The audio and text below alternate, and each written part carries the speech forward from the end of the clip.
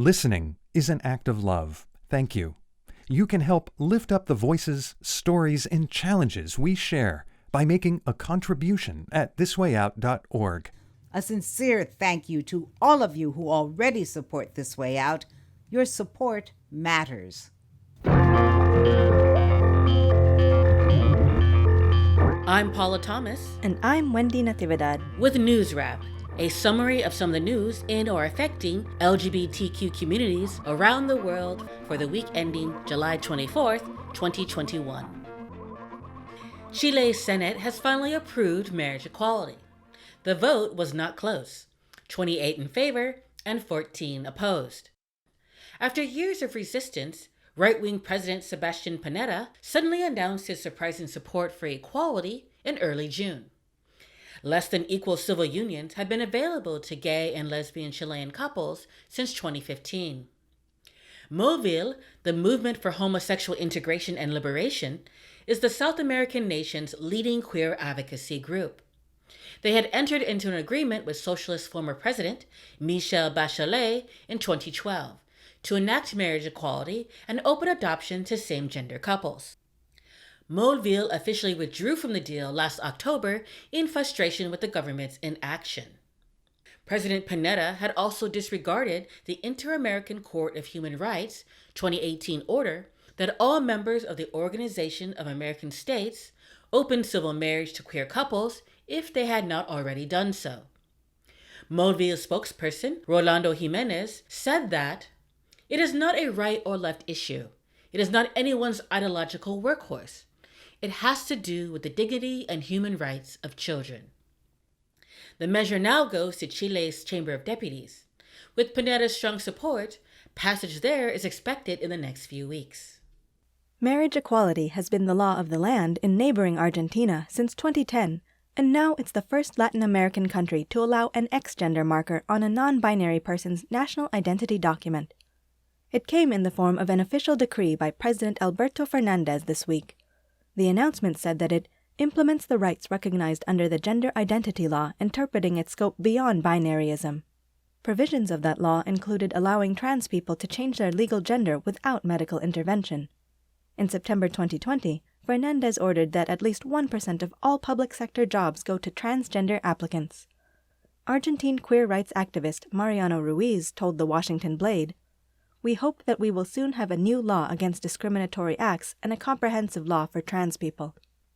Argentina joins India, Canada, New Zealand, the US, and a few other countries that allow the non-binary X-gender marker on government documents.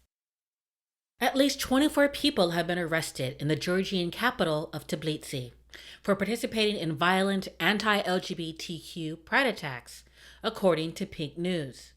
Under the country's criminal code, they are being charged with participating in group violence, unlawful interference with a journalist's professional activities, and persecution using violence or threat of violence. At least 50 journalists covering the early July melees reported being injured by mobs that targeted them, along with activists and bystanders. The Orthodox Church-inspired ultra-nationalist violence included an anti-queer protest march and an unruly demonstration outside the venue hosting a queer film festival. TV cameraman Alex Lashkarova died after being beaten during the ransacking of the offices of Pride Week organizers. Officers forcibly removed Lashkarova's body from his family's home. The government claims an autopsy showed that the photojournalist died of a drug overdose. Georgian government officials are also insisting that LGBTQ people are responsible for the violence because they had flaunted public safety concerns. Demands for the government's resignation, heard during the days of demonstrations after Lashkarova's death, have apparently abated. Hungary's right-wing Prime Minister Viktor Orban has responded to pressure from the European Union by announcing a referendum on the country's law banning queer-positive representation in schools or on television. The European Commission had told Orban's government to repeal the no promo homo law or face significant sanctions, including hefty fines. In a July 21st Facebook post calling for Hungarian voters to decide the issue, Orban declared, "The future of our children is at stake, so we cannot cede ground on this issue." Orban has held power since 2010 and is seeking re-election in April. He has yet to announce exactly when the referendum will be held, but the 5 questions citizens will be asked to vote on are highly toxic. Do they support sexual orientation workshops in schools without parental consent? Do they believe gender reassignment procedures should be discussed among children, and should children be allowed to access those procedures? Should content that could affect children's sexual orientation be shown on television without restriction? The next move in this ongoing chess game is the European Commission's. There's been no comment as yet from the EU's executive branch about Orban's proposed referendum. Beleaguered transgender young people in the United States enjoyed 3 legal victories this week.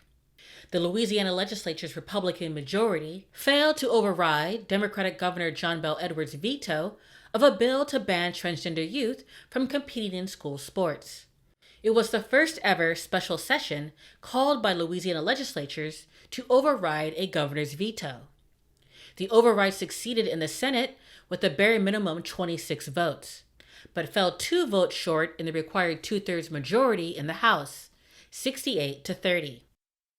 Weeks ago, Edwards proclaimed his intention to veto any bill that discriminates against LGBTQ people.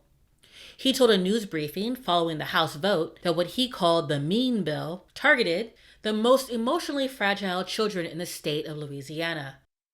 I would rather the headlines going out from today be that Louisiana did what was right and best. A federal judge in Arkansas issued an injunction this week preventing the enforcement of a law banning gender-affirming medical care for trans minors. It's the first measure of its kind in the U.S., and Republican lawmakers succeeded in overriding their own Governor Asa Hutchinson's veto. He has happily signed other anti-trans bills, but acknowledged that this one would lead to significant harms. The injunction will remain throughout the legal challenge. An 11-year-old transgender athlete, Becky Pepper Jackson, must be allowed to try out for her high school girls' cross-country and track teams by order of a federal judge in West Virginia. This week's ruling essentially blocks the state from enforcing a ban on trans female student athletes passed by the Republican-dominated legislature. Becky's attorneys from Lambda Legal and the ACLU of West Virginia reported that she was excited by the ruling. She said, "It hurt that the state of West Virginia would try to block me from pursuing my dreams. I just want to play." The publishers of the always anticipated annual Sports Illustrated Swimsuit Issue have topped themselves after featuring Brazilian Valentina Sampaio as their first trans woman model last year. This year, trans model Leyna Bloom made history several times over as the issue's cover model. The Black and Filipina model is not only the swimsuit issue's first trans cover selection, she's the first trans woman of color to appear among the yearly bevy of beauties. Bloom had already won international fame as mother of the House of Miyake Mugler and walking the category of face in New York City's ballroom scene. She posted the trailblazing cover on her Instagram account with a message saying she hopes it empowers those who are struggling to be seen, feel valued. Let me be a messenger guiding us to a future of respect and appreciation for all women in all forms and from all walks of life. Finally, 1-on-3, been a lot of that for the Patsies. Drilled by Luke Prokop, and down goes Englot. Hi everyone. While the past year and a half has been crazy, it has also given me the chance to find my true self. I am no longer scared to hide who I am. Today I'm proud to publicly tell everyone that I'm gay. that's Luke Prokop, reading the first few lines of his Twitter post for ESPN. The 19-year-old Nashville Predators prospect is the first active player under National Hockey League contract to come out. Standing 6'4" and weighing 217 pounds, he was an alternate captain on the Calgary Hitmen in Western Hockey League play in the 2020-2021 season. Prokop enjoys the support of his family, his teammates, the team's front office, and the league. He was interviewed at length by ESPN's Emily Kaplan. Being able to go to the rink and the gym every day and just being able to focus on getting better, getting stronger, getting faster, getting more powerful, and not having to think if other people know or don't know, it's going to make me so much more confident and so much more free, and I'll just be able to focus on trying to be the best hockey player I can be. Left circle, Thacker shooting, blocked by Luke Prokop, who filled the lane beautifully. I'm finally going to be able to breathe and exhale and show the world the real me. And I'm so excited to see where that will take me, not only as a hockey player, but as a person as well. We're all rooting for top National Hockey League prospect Luke Prokop. That's NewsWrap, global queer news with attitude, for the week ending July 24th, 2021. Follow the news in your area and around the world. An informed community is a strong community.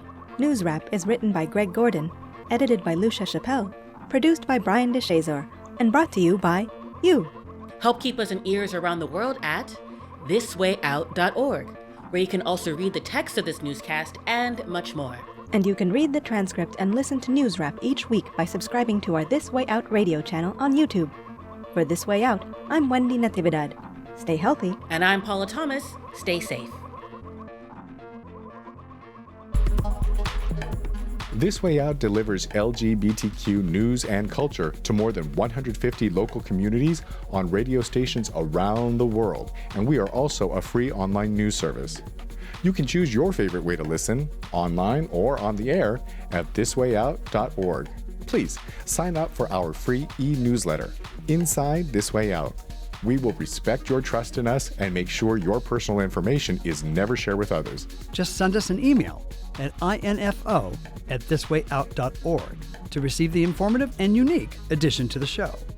You'll be invited to join us for a more in-depth look into our stories and be encouraged to learn more about This Way Out's 3 decades of broadcast activism. We hope you choose to join us in celebration of LGBTQ history and culture.